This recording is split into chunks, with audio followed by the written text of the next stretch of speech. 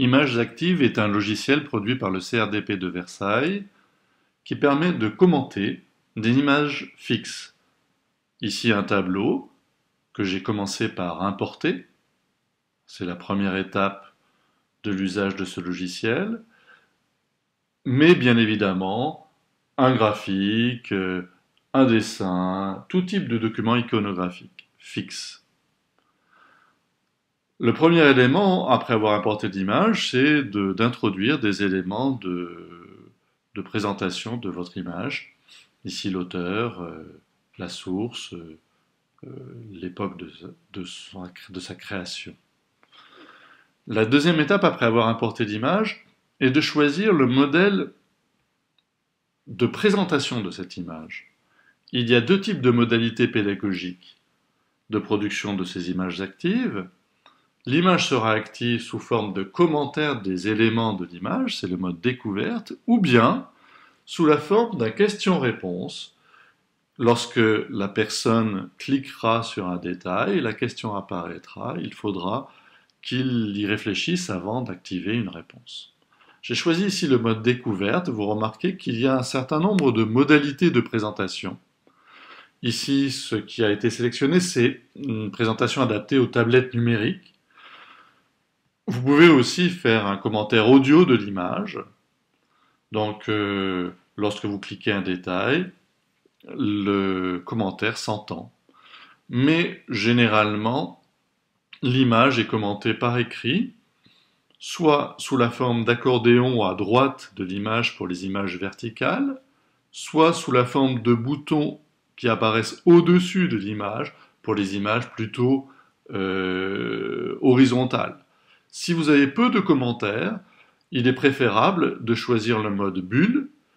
Dans ce cas, les commentaires apparaîtront directement sur votre image.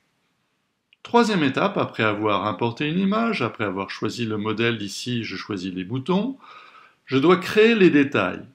Pour créer les détails, je dispose d'un certain nombre d'outils. Premier détail, ici le lit, a été mis en valeur par une puce. C'est pas très élégant dans ce cas-là, mais c'est un outil très utile.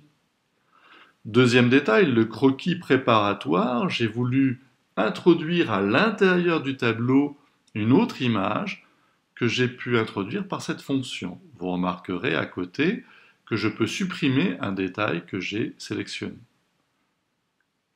Troisième outil, le feutre. Le feutre m'a permis de détourer le corps de Mira, la maîtresse de Sardanapale.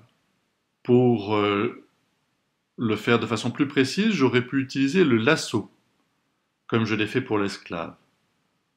Le lasso polygonal est un outil beaucoup plus simple, qui permet de détourer de grands espaces. Encore plus simple, le rectangle, vous remarquerez ici que j'ai sélectionné deux éléments qui forment un seul détail et qui fera l'objet d'un seul commentaire. Enfin, Sardanapale a été sélectionné par l'ellipse. Vous remarquerez que c'est un détail zoomable, qu'une petite loupe apparaît à sa gauche, certains détails le sont donc.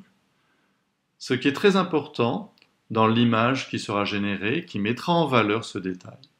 Quatrième étape, le commentaire de chacun des détails. Vous avez donc créé des détails et vous allez rentrer les commentaires qui apparaîtront dans l'image animée. Ici, le premier des commentaires, c'est bien sûr un commentaire sur l'ensemble du tableau. Vous remarquerez que j'ai pu sélectionner un lien hypertexte qui me permet dans la navigation, de mener vers le musée du Louvre, par exemple. Chacun des détails ici a fait l'objet d'un commentaire spécifique. Vous voyez, lorsque je les sélectionne, ils apparaissent beaucoup plus clairs que les autres détails. Votre image est alors prête. Vous pouvez modifier quelques paramètres. Ici, vous pouvez choisir des couleurs différentes qui sont plus adaptées à la charte graphique de votre site ou bien à l'image que vous voulez commenter. Et enfin, vous générez l'animation qui va apparaître sur votre navigateur Cette image active sera ensuite très facile à mettre dans un site web comme un élément du site web.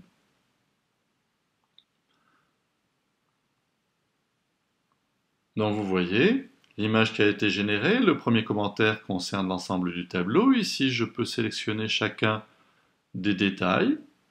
Vous remarquerez que ce détail est zoomable, ce qui permet de l'extraire du tableau. Je peux sélectionner aussi directement les détails sur l'image. Voilà, j'espère que cette courte présentation qui vous permet de prendre en main ce logiciel vous sera utile et que ce logiciel vous intéressera. Merci pour votre attention.